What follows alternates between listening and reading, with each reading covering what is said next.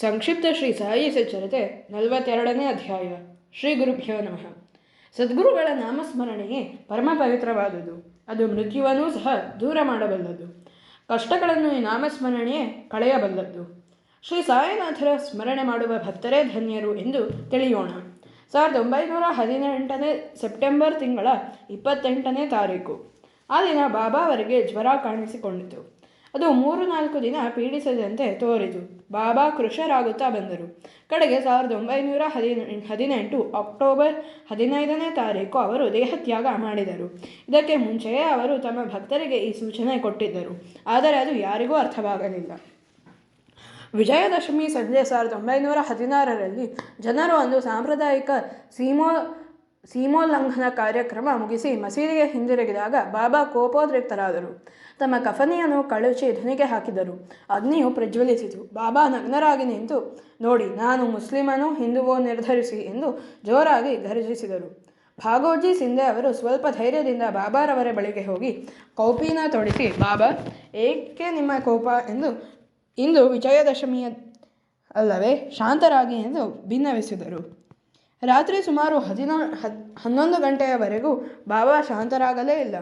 1 ಗಂಟೆಯ ಸುಮಾರಿಗೆ ಬಾಬಾ ಚಾವಡಿ ಮೆರವಣಿಗೆ ಸಿದ್ಧರಾದರು. ಇದೇ ಬಾಬಾ ಅವರ ಸೀಮೋಲ್ಲಂಘನವಾಗಿತ್ತು. ಮಹಾತ್ಮರ ನಡವಳಿಕೆ ಅನೇಕ ಬಾರಿ ತುಂಬ ವಿಚಿತ್ರವಾಗಿರುತ್ತದೆ. ಇದನ್ನು ಅವರೇ ತಿಳಿಸಬೇಕು, ಇಲ್ಲದಿದ್ದರೆ ಸಾಮಾನ್ಯರಿಗೆ ಅರ್ಥವಾಗುವುದಿಲ್ಲ. ಈ ಘಟನೆಯು ಕೆಲವು ದಿನಗಳ ನಂತರ ರಾಮಚಂದ್ರ ಪಾಟೀಲ್ ಎಂಬುವರಿಗೆ ಕಾಯಿಲೆಯಾಗಿ ಎಷ್ಟೋ ಔಷಧಿಗಳನ್ನು ಸೇವಿಸಿದರೂ ಗುಣವಾಗದೆ ಸಾವನ್ನೇ ಎದುರು ನೋಡುವಂತಾಗಿತ್ತು. ಒಂದು ರಾತ್ರಿ ಕನಸಿನಲ್ಲಿ ಬಾಬಾ ಅವರ ತಲೆಯ ಬಳಿ ನಿಂತಾಯಿತು. ಪಾಟೀಲರು ಗುರುಗಳ ಪಾದಕ್ಕೆರಗಿ, ಗುರುದೇವ, ನನಗೆ ಜೀವನದಲ್ಲಿ ಆಸೆ ಇಲ್ಲ, ನಾನೆಂದು ಸಾಯುವೆ ತಿಳಿಸಿ ಎಂದು ಬೇಡಿದರು. ಬಾಬಾ ಅವರು, ಹೆದರಬೇಡ, ಶೀಘ್ರದಲ್ಲೇ ನೀನು ಗುಣ ಹೊಂದುವೆ. ಆದರೆ ನನಗೆ ತಾತ್ಯಾನದೇ ಯೋಚನೆಯಾಗಿದೆ. ಅವನು ವಿಜಯದಶಮಿಯಂದು ಸಾವನ್ನಪ್ಪುತ್ತಾನೆ. ಇದನ್ನು ಮಾತ್ರ ಅವನಿಗೆ ತಿಳಿಸಬೇಡ ಎಂದರು. ಪಾಟೀಲರು ಕಾಯಿಲೆಯಿಂದ ಗುಣಮುಖರಾದರು. ಆದರೆ 1918 ವಿಜಯದಶಮಿಯಂದು ತಾತ್ಯಾರ ಮರಣವೆಂದು ತಿಳಿದ ಅವರು ಚಿಂತೆಗೀಡಾದರು. 1918 ವಿಜಯದಶಮಿಯೂ ಬಂದಿತು. ತಾತ್ಯ ಆಗ ರೋಗ ಪೀಡಿತರಾಗಿದ್ದರು. ಬಾಬಾ ಅವರ ದರ್ಶನಕ್ಕೆ ಅವರು ಬರಲಾಗುತ್ತಿರಲಿಲ್ಲ. ಅದೇ ಸಮಯದಲ್ಲಿ ಬಾಬಾ ಅವರು ಹಾಸಿಗೆ ಹಿಡಿದರು. ವಿಜಯದಶಮಿಯ ದಿನ ಬೆಳಗಾಯಿತು. ತಾತ್ಯ ಅವರ ನಾಡಿ ಮಿಡಿತ ಕಡಿಮೆ ಆಗುತ್ತಾ ಇತ್ತು. ಆಗ ಒಂದು ವಿಚಿತ್ರ ಸಂಗತಿ ನಡೆಯಿತು. ತಾತ್ಯ ಬದುಕಿದರು. ಬಾಬಾ ದೇಹತ್ಯಾಗ ಮಾಡಿದರು. ಭಕ್ತನಿಗಾಗಿ ತನ್ನನ್ನೇ ತಾನು ತ್ಯಜಿಸಿದ ಸದ್ಗುರುವಿನ ಮಹಿಮೆ ಅನಂತ ಅಪಾರವಾದುದು. ಸಮಾಧಿಗೆ ಮುನ್ನ ಬಾಬಾ ತಮ್ಮ ಭಕ್ತರಿಗೆ ಅನೇಕ ಸೂಚನೆಗಳನ್ನು ನೀಡಿದ್ದರು.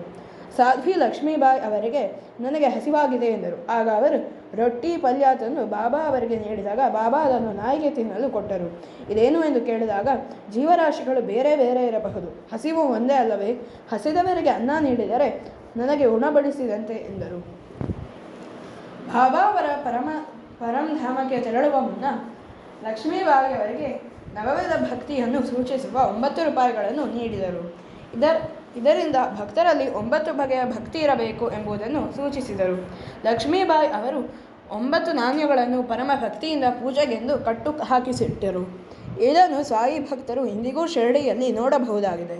ಶ್ರೀ ಸಾಯಿಬಾಬಾ ಅವರು ತಮ್ಮ ಭೌತಿಕ ದೇಹದ ಅಂತ್ಯಕಾಲದಲ್ಲಿ ಜಾಗೃತರಾಗಿದ್ದರು. ಎಲ್ಲ ಭಕ್ತರನ್ನು ಊಟ ಮಾಡಿ ಬನ್ನಿರೆಂದು ಅವರವರ ಮನೆಗೆ ಕಳುಹಿಸಿದರು. ಅವರು ಮನಸ್ಸಿಲ್ಲದೆ ಗುರುವಿನ ಆಜ್ಞೆಯನ್ನು ಮೀರದೆ ಬಾಬಾ ಅವರನ್ನು ಬಿಟ್ಟು ಊಟಕ್ಕೆ ತೆರಳಿದರು. ಬಯಾಜಿ ಪಾಟೀಲ್, ಕಾಕಾ ಸಾಹೇಬ ಹಾಗೂ ಬಾಪು ಸಾಹೇಬ್ ಬೂಟಿ ಅವರು ಮಾತ್ರ ಅಲ್ಲಿಯೇ ಇದ್ದರು. ಆದರೆ ಬಾಬಾ ಬಯಾಜಿ ಪಾಟೀಲರ ತೊಡೆಯ ಮೇಲೆ ಮಲಗಿ ಯೋಗ ಮಾರ್ಗದಿಂದ ಸಮಾಧಿಯನ್ನು ತಲುಪಿ ಸ್ವಪ್ರೇರಣೆಯಿಂದಲೇ ಭೌತಿಕ ಶರೀರವನ್ನು ತ್ಯಜಿಸಿದರು.